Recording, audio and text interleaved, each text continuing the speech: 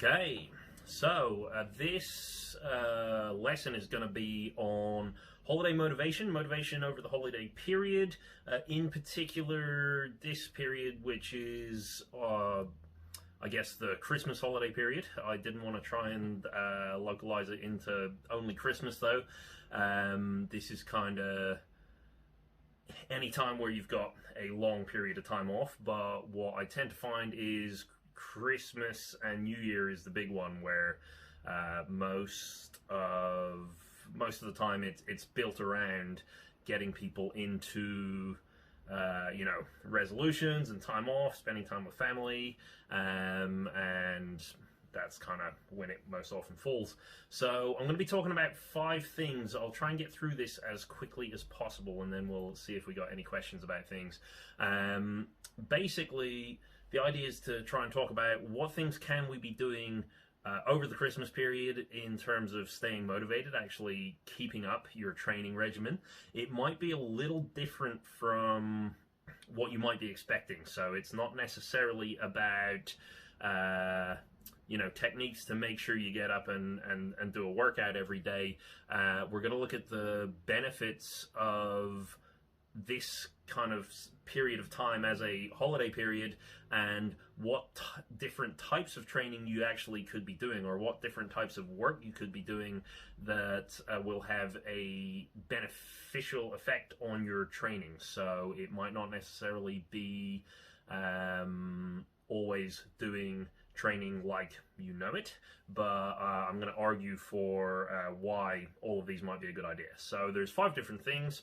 Number 1 is the idea of reflection and preparation. So, I mean, New Year's resolutions are something people really are aware of and know about. A lot of the time people see it as just a big marketing thing to try and get lots of gym memberships up, but I'm going to talk a little bit about why that exists as a concept in the first place, and how in some cases it can actually be really useful and really effective. The second one, which I'm sure everyone will like, is the idea of fun and engagement. What spending time doing things that you enjoy and that are bringing fun into your holiday, what that actually does for your body, and why that might actually be a really good idea. So regardless of whether it's your training or not. Then we'll get into complementary movement. So for a lot of people, they find they're not able to train in the same ways that they were in their normal daily routine, whether their gym is closed, they don't have access to the same equipment, they're in a different country, different house. All of those things can bring up complications for your normal training plans and strategies. So what other things can we look at what actually might be useful for us to do and practice? Then we've got training and rehab. So for some people, all of those first 3 doesn't matter if you're a competitive athlete, if you're a performer, or if you have a current injury or condition that is going to be impacting your life on a day-to-day basis. You might find that regardless of how much fun and how much complementary movement you might want to add to your routine, you actually still need to be training, you still need to be doing your rehab drills in order to keep the quality of your life at the same level as it was, whether that's through competing, winning competitions, performing to earn your livelihood, or just rehabbing so that you can get about your day as you might like.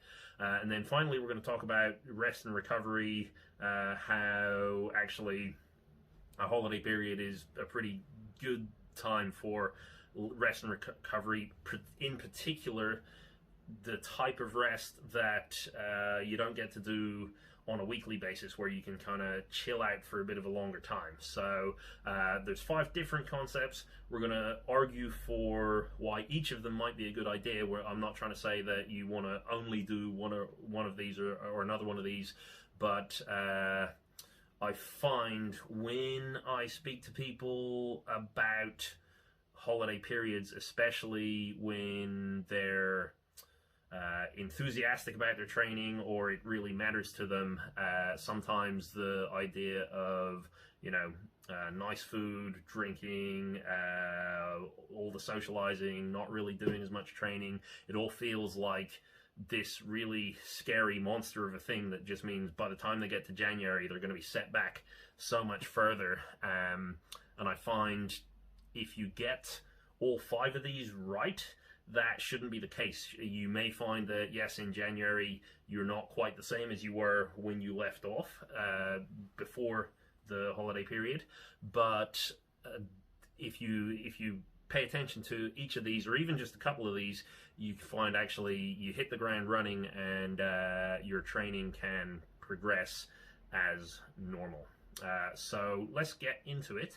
We'll start with the reflection and preparation.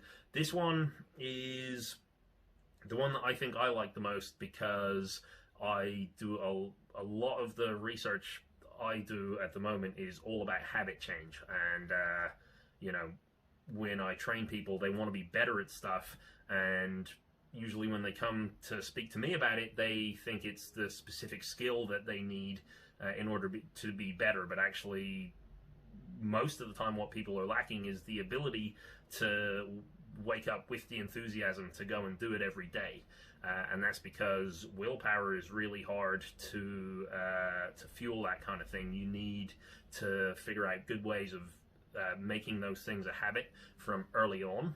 And where this comes into the kind of New Year holiday period especially, but actually most religions have variations on this. So you will tend to find, even if it's not in end of December, start of January, you'll find that a lot of religions, and therefore a lot of cultures, will have some kind of period that's just all about completely winding down, focusing on families, focusing on socializing, and you know, just stopping everything how it normally is, and then getting back to it straight after. So I've wrote for New Year's traditions, but it can be for many other things as well.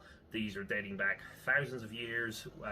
The common denominator of most of them is there's a lot of rituals, a lot of, you know, quite weird things that everybody does, that everybody decides to do, whether it's you know, the idea of presents or gifts, or different types of food, or different types of dances or actions. All of those things come underneath rituals, and these are very varied, but it shows up all the time. Then reflections, so people kind of reminiscing about the year or whatever period of time that's just come before. And then the other one that tends to happen is some kind of resolution comes out of it for the year ahead, and that can sometimes be different. You know, there's I guess in the old times the idea of New Year's was to mark the end of the period where it was there was the most darkness, and that would allow you to get ready for harvesting and things like that. But the idea was you want to mark that, celebrate it, appreciate that there's nothing you can really do in terms of the food production, and then when the new year hits, then you got to hit the ground running, and you've got to make sure you're doing all the right work, all the right things. So it's a really super old idea, and I think because of how much it gets commercialized in modern times, people think that it's actually not really that important. But one of the big things that this idea of tradition and kind of rituals and just all of those things, it's a good opportunity to put a stop break into your daily routine. And anytime you can do something that disrupts your daily routine, it allows you to start changing it. The really obvious modern example of that was with the pandemic. There's a lot of people, as soon as their normal routine was disrupted, they've started doing a lot of reflecting on, you know, some part of their life, whether it's their jobs, their relationships, their location in the world. They start thinking of all those different things, and having something like that albeit much, much smaller, happening yearly, can be really good for reflection on, first of all, what went well during the last year, but then what are the things that I've been doing that I don't really want to do anymore? And because you suddenly start, meeting up with people that maybe you wouldn't have met up with, you might start, you change your daily routine in terms of how you eat, and when you go to work, you take time off work, so you're not actually you're not doing the same daily routine anymore. That means you can start to think like you've got a bit more time to think about what you're doing, but then when it's time to go back to work, to go back to the normal friends that you see and things like that, to decide, actually, do I want to approach this a little bit differently? So one of the things I really encourage in terms of New Year is it's always a good time to set yourself a challenge, and I think of it more of a challenge than a resolution, but you want to look back on what you've been doing the previous year. Did you have any goals for the previous year to make? And then as your routine is changing, what can you do afterwards to, when you get back into things, how can you start making things different? An example I'll give you of this, because I don't know how good I am at explaining it, but for a lot of people who are celebrating Christmas, we've got the idea of bringing a giant tree into your house. And what does that mean? Most people don't have a huge blank space for a tree to just come in and get set up before, for 1 month of the year or 2 months of the year, or however long you want to put it up. Usually people will have to move furniture around and,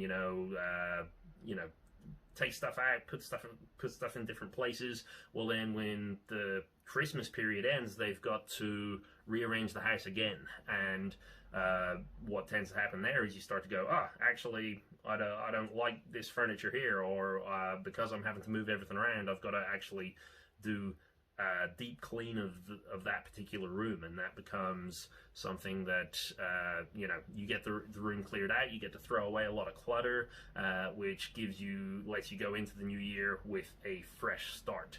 So the reflection and preparation thing, really, there's some questions that I advise writing down. So one of the reasons that I think people find New Year's resolutions not so helpful is they don't tend to last that long. And that's because for habit change to really work, there's a lot of preparation that you need to do, and that's probably why in these really old cultures, before there was a period of having to be sowing crops or something like that, they usually had a period where they can reflect on how it went before and how are they going to prepare for it next. I'm just going to talk you through some actions that I recommend for these. Most of the time when we get to these actions, they will all be questions, and the questions that I advise you to be asking yourself, number one, what were last year's goals? So if you didn't have any goals, like I said, I definitely recommend that you start coming up with some. If you're brand new to the idea of setting yourself a kind of target for the year or a goal for the year, really don't worry about how realistic it is. You get better at these kinds of things through practice, and for something that takes an entire year to see through, practice comes very, very slowly. But first question is, what were last year's goals? Second is, what went well? And you can answer this even if you didn't have any goals from last year. You can still answer, what did I do well, what didn't go so well. Next, you're going to ask, what obstacles were there? So if you had a goal, at what point did you not achieve the goal, or at what point did things get in the way? If you didn't have a goal, you can also just say, what things came up that I wasn't expecting, because that's the big thing when you set a goal for the year. You can't know everything that's going to happen, but it is definitely a good idea to try and predict what you think you're able to do, and then figure out what got in the way. And that ties into the fourth one, which is, what do you think is possible for the next year? So no matter what kind of crazy ambitious goal you feel you might have, whether it's for your entire life or just for your training and movement. What do you actually think that you could reasonably achieve next year based on everything that you know now? And that's why these first three are important to answer, because a lot of the time people make more accurate predictions when they start thinking about where their previous predictions went wrong, rather than just trying to randomly guess it. Next up, how are you going to achieve this? So based on whatever you thought was possible, what are the steps that you would like to take to achieve it? Then what obstacles do you think might come up? So if it's, I want to exercise every day, or I want to learn a new particular skill, there's probably plenty of obstacles that you can foresee getting in the way of that, whether it's in these COVID times of another pandemic or lockdown coming and denying you access to those things, or whether it's a financial thing or a relationship thing, or there's a lot of things that might come up that you can very easily see might come up, and it's a really good idea to have a written plan for all of those things straight away, because when they happen, even if you're expecting them, they're still going to cause a drain on your willpower. So even if you think, oh yeah, I might run out of money, that's something I'm expecting, the next thing you need to think is, well, if I do run out of money, what am I going to do? And to have it actually written down means when it happens, it's still going to stress you out, it's still not going to be fun, but you have a little bit you can think about it, like, oh yeah, I said I thought this was going to happen, I said I would do this. It kind of helps to just curb the anxiety of it a little bit in the moment, because when anxiety arises, willpower really drops. So super important. Next up, we say, what will it mean to achieve these goals? So a big thing with habit change, and again with resolutions, people like the idea of making a resolution of something that they're going to do, but a lot of the time they don't have the emotional connection with it that they need. And it's better to have a positive emotional connection with what your goals are than a negative one. Sometimes a negative one will work. You see quite often with somebody who maybe has had a serious health concern, so they've had a heart attack maybe, and their doctor says, hey, you need to get in shape, you need to start moving more. If that person has kids, let's say, they can very quickly see, oh yeah, no, I've got to do this, I've got to get into it, and it's a negative driver because they don't want to see themselves get killed, basically, but that can on occasion be effective. Much more likely, positive reinforcement will work better. So when you figure out the positive reasons what doing this goal, achieving this goal means you'll be able to do, is probably statistically it's more likely to get you where you want to be. Finally, what is the first step that you need to take? So there's another big thing. So this kind of phase of planning and preparation is really great, but if it doesn't finish with a conclusive first step, it's statistically very unlikely that you're actually going to get started.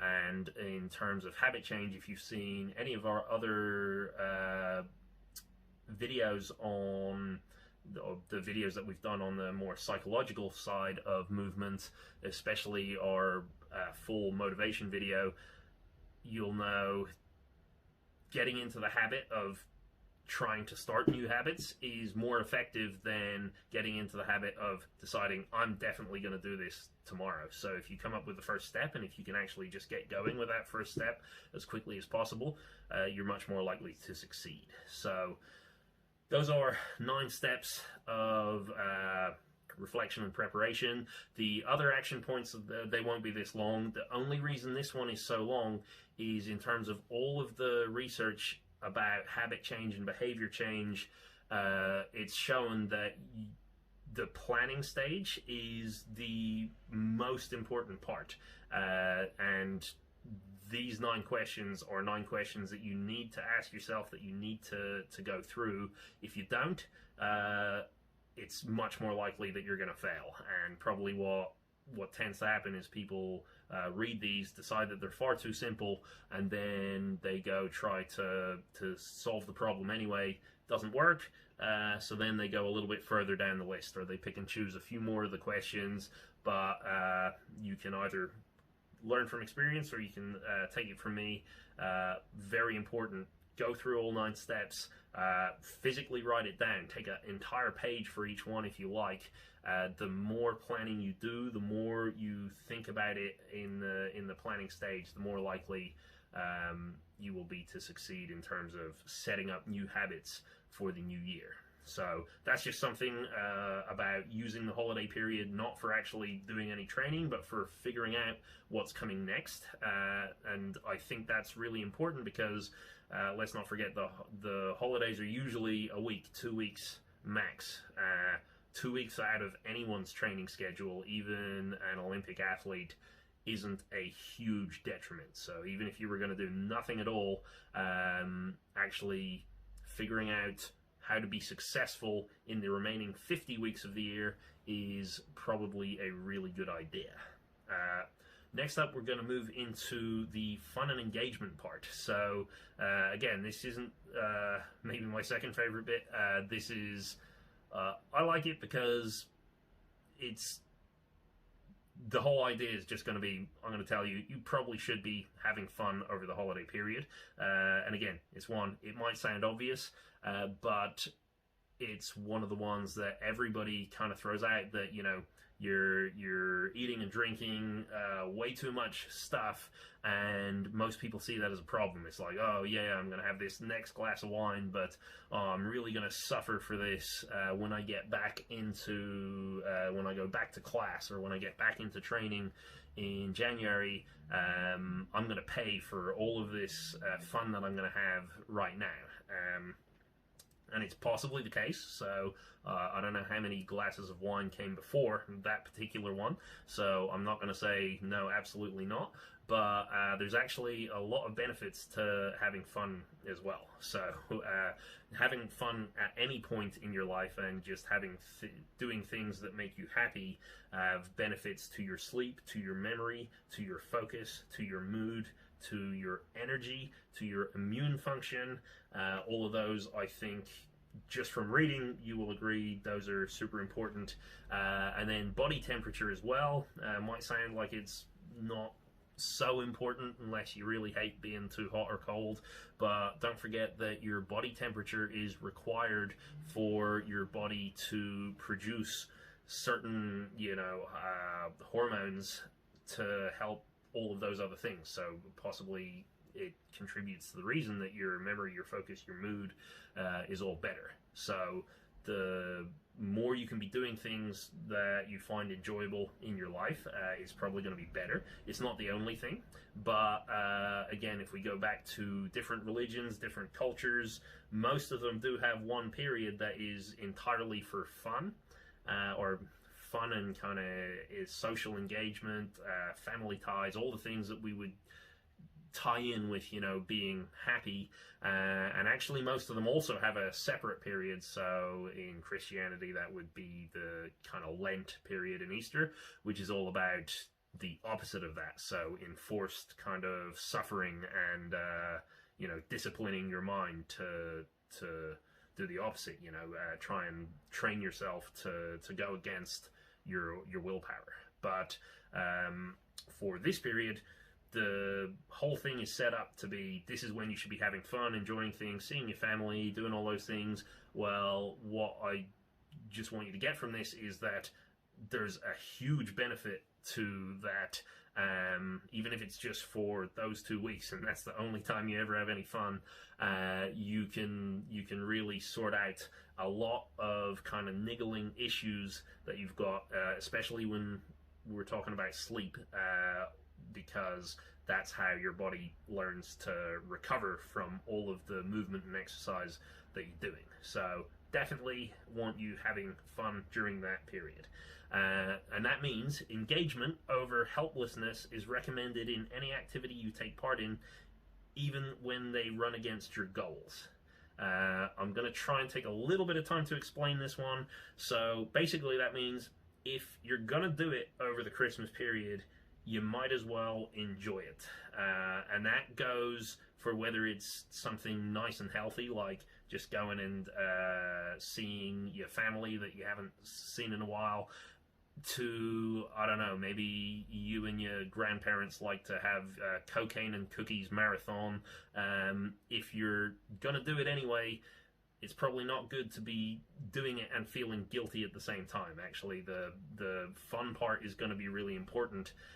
That's not to say that I'm giving everyone a free pass to just go out, eat as much as they possibly can, drink as much as they possibly can. But it is to say that everybody's got their own traditions, everybody's got their things that they're going to do.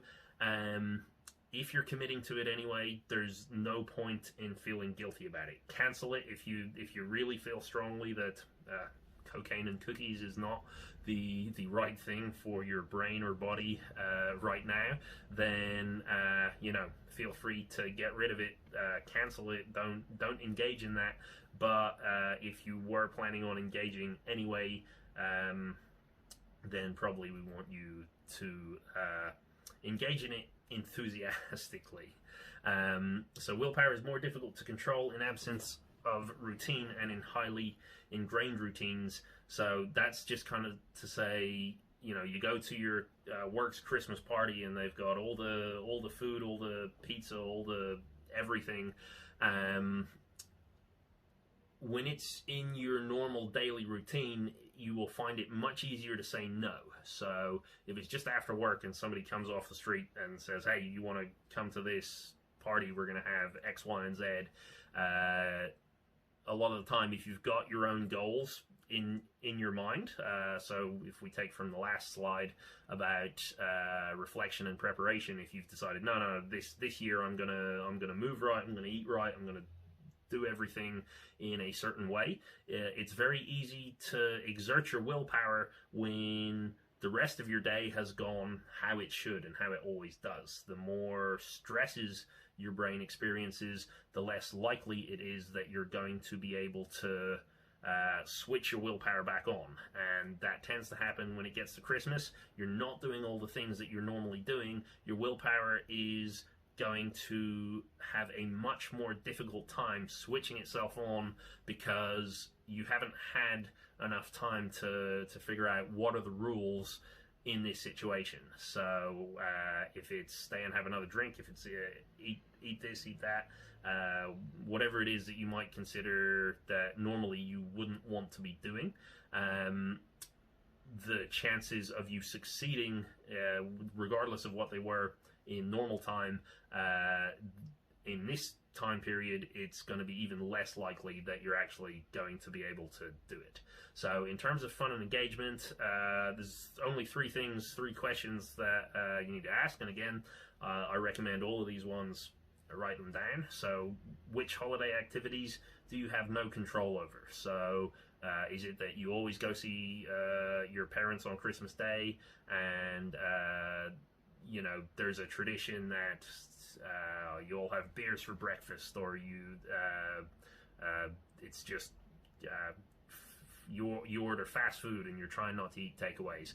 Well, if you don't really have control over that, and I mean obviously you do, you could just cancel it, but if that is not something that you're willing to do, it's not something you want to do, you feel your parents are more important than eating fast food one time, it's worth knowing that and giving yourself permission to enjoy yourself during that time is really, really important, because if you just go through it feeling guilty, actually you're going to wake up feeling worse. And if the activity that you were feeling guilty about is a particular vice of yours, so if it's drugs, alcohol, or food, for example,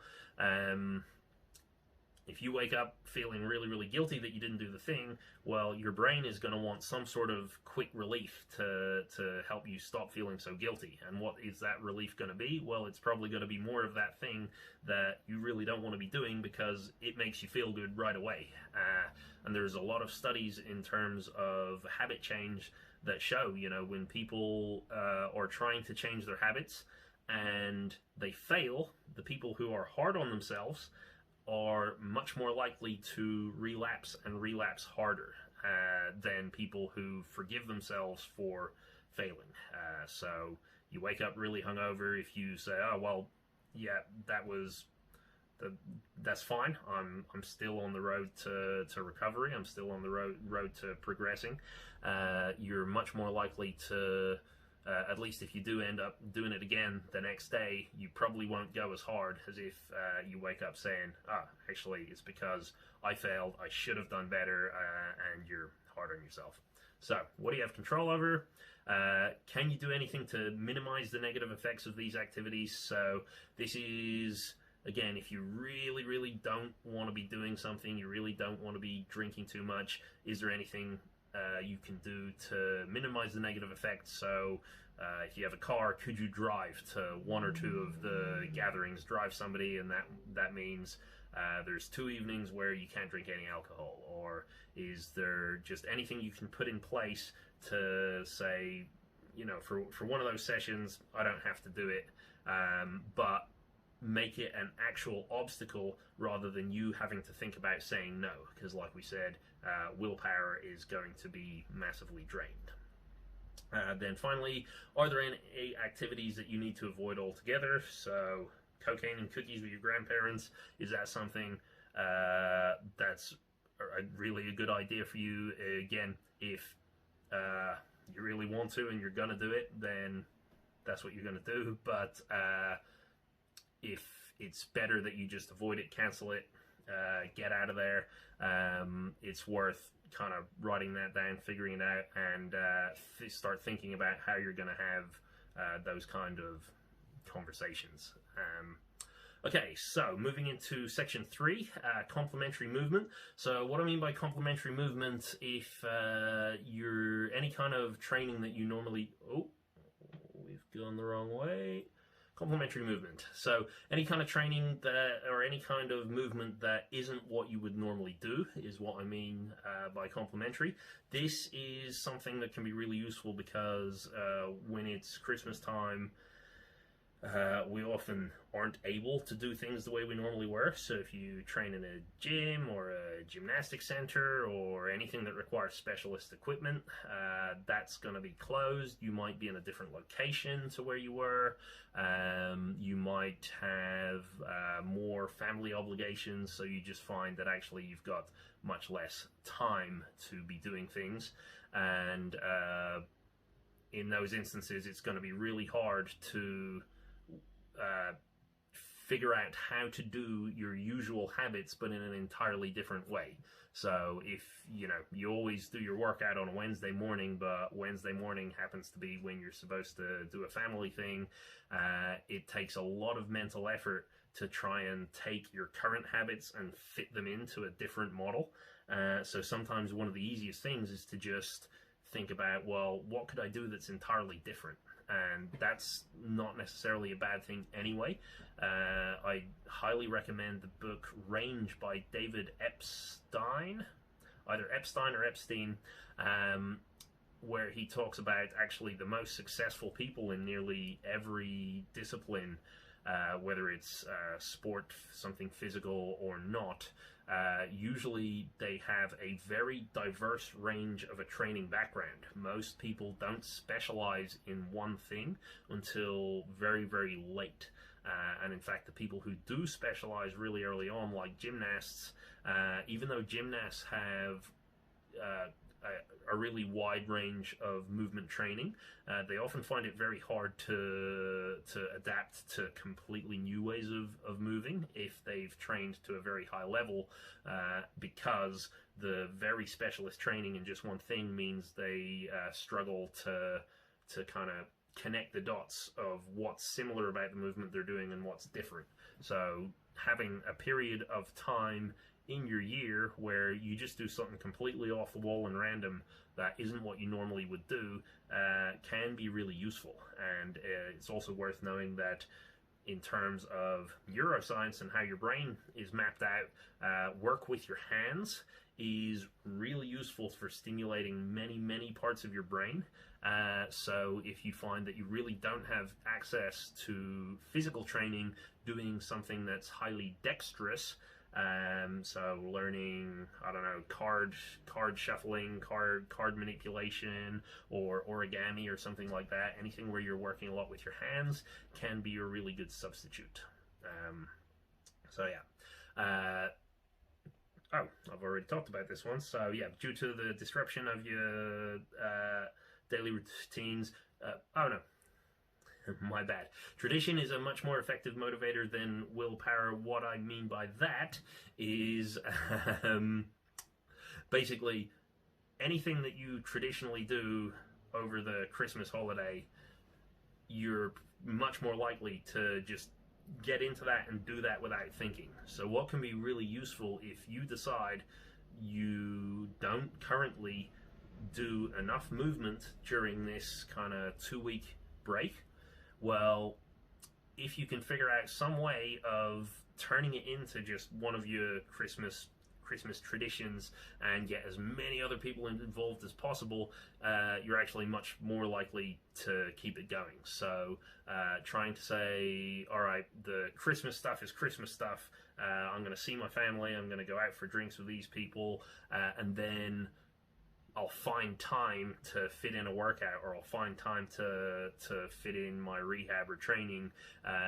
It's probably fairly unlikely to work, but if there's always on the 27th of December every year we have a football match with all of our family, and that's become a big tradition and different people can come and go into it, you're much more likely to succeed. So figuring out if movement is your go, is it organize a football game, is it I'm going to go for a run on Christmas morning, or on just one specific day of the year in that holiday, get other people involved, invite them along, and see if you can get it going 2 years in a row.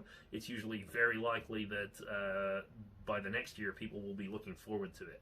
And another important part of this is that you want to make it as elaborate as possible, and this might go against intuitions because normally the best way to form a habit is to keep it as simple as possible. We always find, when somebody says they want to go running every day, one of the easiest things to do is pack all your running gear into your bag the night before. Set your running shoes by the front door in the morning so that as soon as you wake up, you don't have to be opening up the cupboard and figuring out what it is that you want to wear and find where your shoes are. The more obstacles that you put in the way, the more likely it is that eventually you'll just say, screw it, I'm not going running today, I don't want to do that. I'll do it tomorrow, maybe. But when you get to a holiday period and tradition comes into play, actually the more elaborate you can make it and the more steps that you can add in, it's actually more likely that you're going to stick with it every year. And again, the first year will be the most difficult to get it going. But let's say, for example, the Christmas run, you might try and set it up that you're going to start in, let's say, one particular person's house or at a specific location, and you're going to bring a mini picnic or something like that to have in the middle of have a break in the middle. You can open up a picnic, and the picnic has very specific types of foods and everything you have to get very exactly right. And next year, everyone's going to be expecting to have all of those things in place.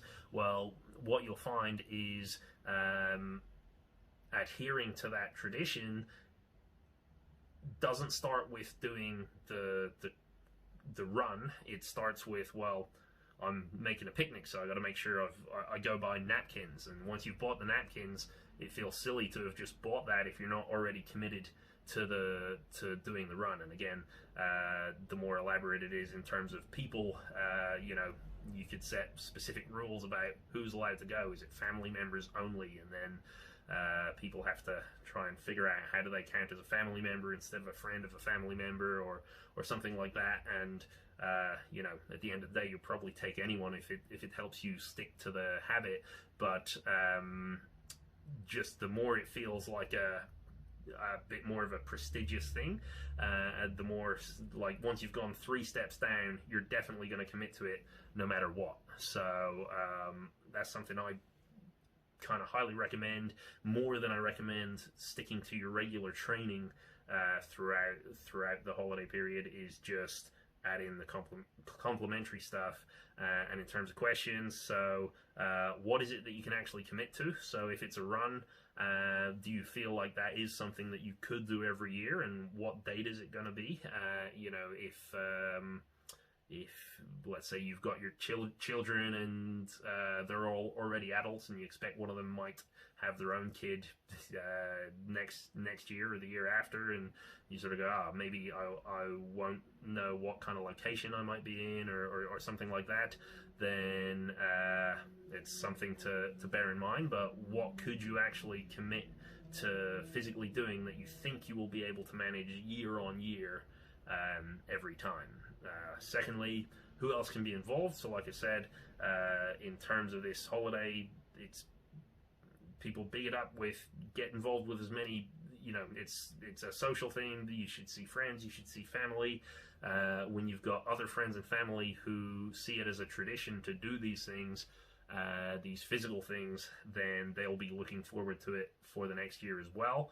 And then it just makes it much more likely that you will actually get involved and do it.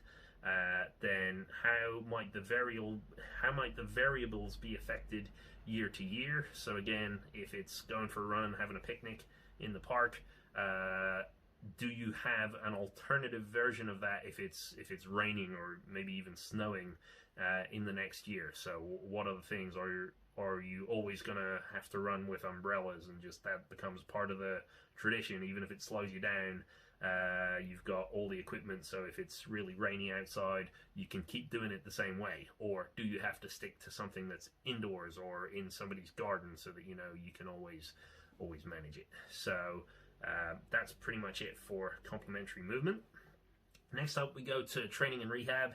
So like I mentioned, the complementary movement is what I recommend to do the most. But if you're an athlete, if you're rehabbing injuries, a lot of the time you find you can't just leave that stuff. So you do have schedules that you need to stick to in terms of rehab. You might find your pain comes back, or you just find that you're not able to complete your day without as much stress and anxiety as before. Or if for athletic training, you know, you probably still want to have a holiday, but you probably don't want to leave it altogether. And this is probably the hardest one to manage, to keep going, because the holiday periods tend to really conflict with like serious training. So you can have a serious training schedule, and on most days it's like, I can definitely stick to this. But if you're going to see somebody you haven't seen in almost a year for the first time, and they say, oh well, just stay a little bit longer, why don't we extend our appointment for a little bit longer than we intended, you might want to, you're probably going to consider it at least. You're not just going to say flat out, oh no, I've got to get up. Some people will, and usually I find those people already have a strong social circle of people who are just getting up and training every day. But for others, they find, well, I know it's important to me that I need to be training consistently, but actually my friends and family don't see it the same way. So if they see this holiday period as, well, actually you should be hanging out with us, and you know, it doesn't matter that you miss this one day, not thinking that, well, if everybody's saying that to you, then you're probably going to miss all of your days of training or all of your days of rehabbing. It's probably going to have an effect on you in the long term. So usually I find when there is an issue with this, it's due to people's perceptions of what is expected of them during the training period, because the people who don't care enough about their training won't want to commit to this bit anyway. They won't mind missing it for a little while. The ones that are really committed and everyone around them is also really committed to that kind of training, they kind of understand, and so we say, oh, should we stay out for one more drink? Well, no, I've got to get up for training tomorrow. Oh yeah, I get it. Usually it's the people in the middle where it's not quite understood that you might actually want to get up and do sit-ups at 6 a.m. Over Christmas. So one of the interesting things about actually managing to commit to this, so like what I said about willpower earlier, is going to be the crucial thing here, is that your willpower is just in much weaker shape during a holiday period, as I said, because your usual routine is so disrupted. Trying to schedule a training time a lot of the time is less likely to work than to schedule very specific holiday time. A lot of the time what happens when you're scheduling your training and then somebody says, hey, do you want to go ice skating tomorrow? And you have to then hear the offer, and then you have to weigh it up with, all right, well, do I? And no, actually, I said I would train tomorrow, but if I don't do this, well, they might not be free the next day, and you know, I do still want to have some kind of a holiday as well, so I'm not sure, you know, can I get back to you on that? But more than likely, whichever one of those things is going to be less fun and enjoyable is the one that you're going to throw away. So unless you really didn't want to go ice skating, you're probably not sticking to your training schedule. What can be more helpful instead is to dedicate which days specifically are definitely going to be for holidays. So definitely a day off of your training, a day off of your rehab. Even in the most severe cases, you can allow yourself a couple of days off, but fix those and just say, no matter what, no training is allowed to be done. My rehab drills, unless it's you know, crucial for my pain, in which case you probably will get into the habit of doing them anyway. But just deciding, all right, I'm only going to do I'm only doing holiday stuff, I'm only doing social stuff on these days, and once you know that you've got them sorted, it becomes a little bit easier to look for the gaps in the other days where you can fit some training in. You can set yourself a provisional training schedule, but even then, if something comes up and you decide, okay, actually I'd rather see this friend I haven't seen in a very long time, you might figure out, well, okay, after that I still have a bit of time, I'll be able to fit something in. Finally, a lot of the time the holidays promote reflection and bonding with family and friends. One of the things that you can do is kind of take a twist on the idea of gratitude. So the kind of practice of gratitude is always take a sheet of paper at the end of each day, write down 5 things that you're grateful for, and it's supposed to be, in the field of positive psychology, it's supposed to be really good at boosting your mood and energy on a daily basis.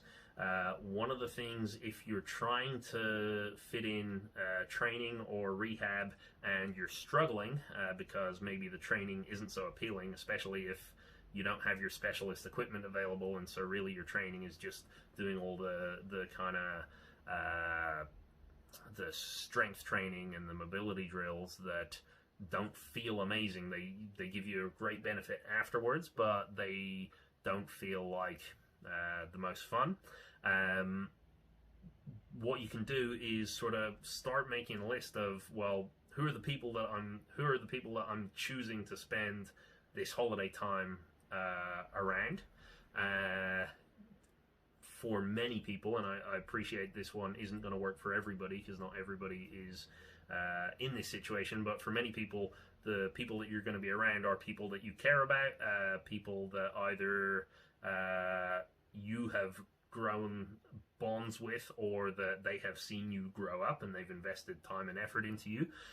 So you can practice gratitude in that way to say, well, why would I do this training? What benefit would it have for me, but also the people around me? So if it's my rehab drills, I'm more likely to be pain-free, which means for my kids or for my parents, when I see them, I'm more likely to be in a better mood. If I'm in a better mood, that's going to improve my relationship with them.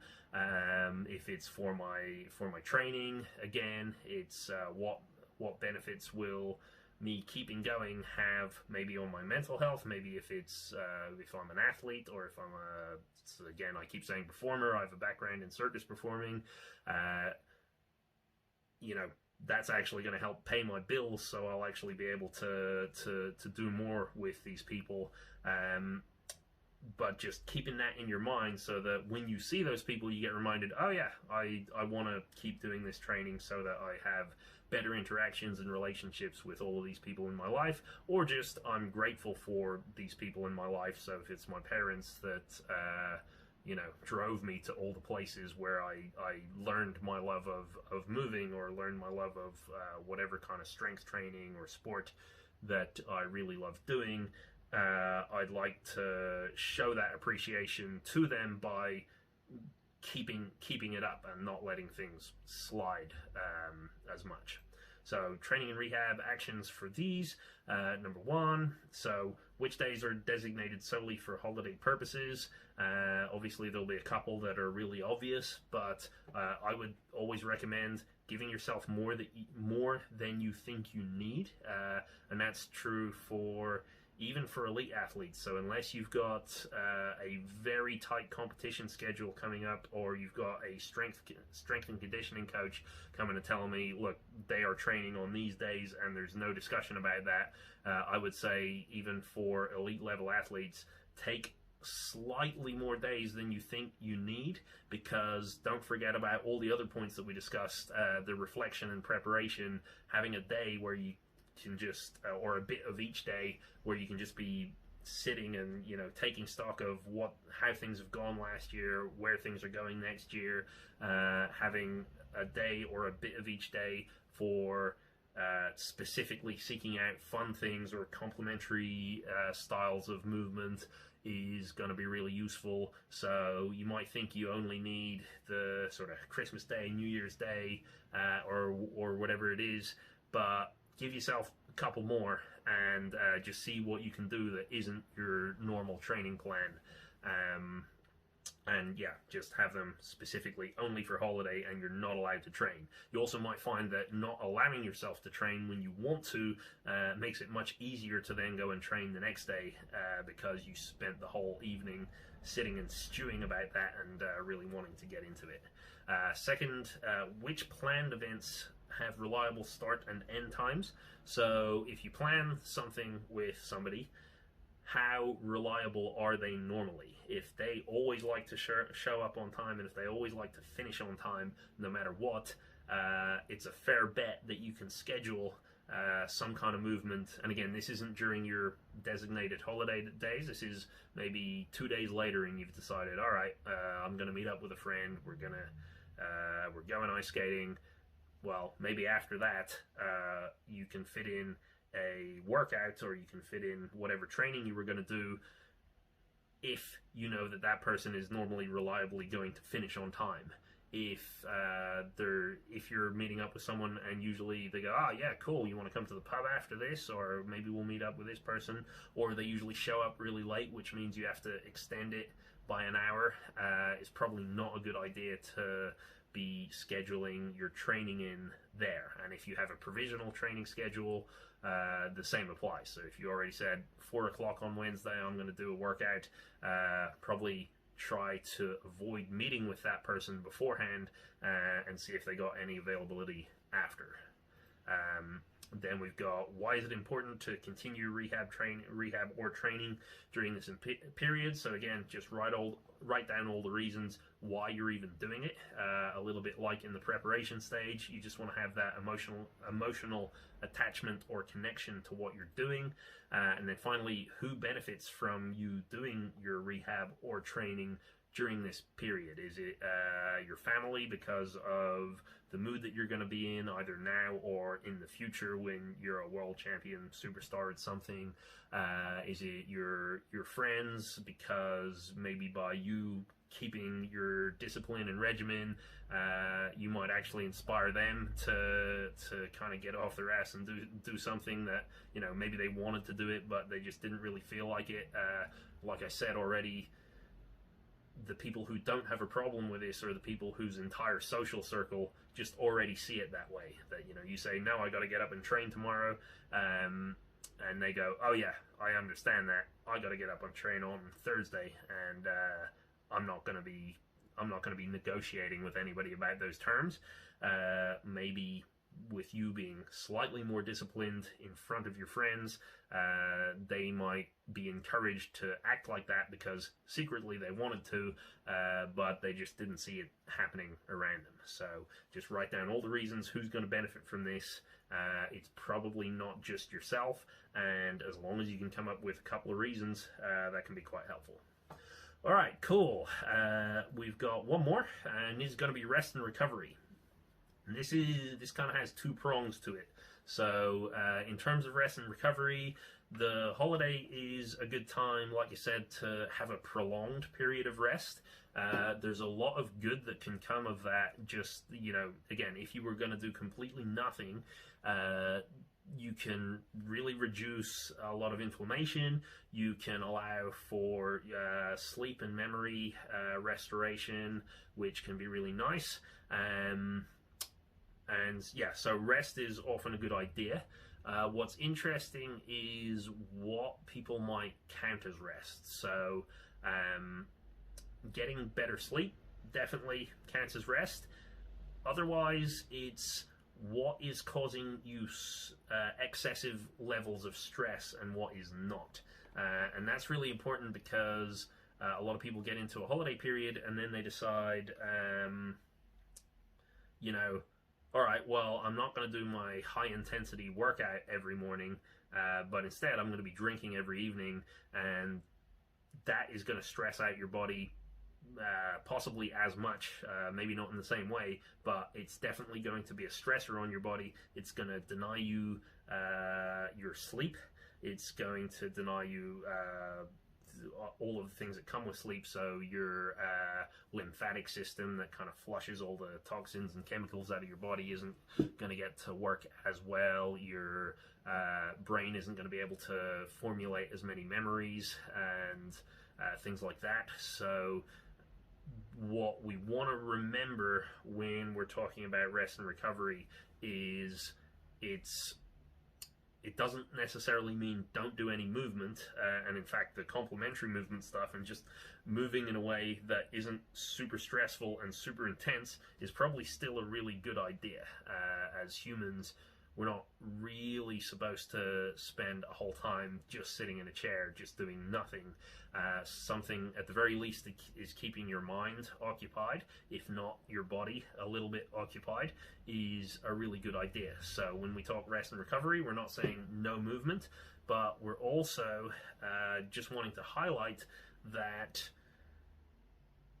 doing all of the holiday stuff, like changing your sleeping patterns, the eating loads of food, the drinking loads of alcohol, and again, I've mentioned drugs a few times in this, and it's not because I'm advocating them at all, but it's, you know, people end up doing these kinds of things, and I just want to keep pointing out that all of those things might be something that you do or you don't do.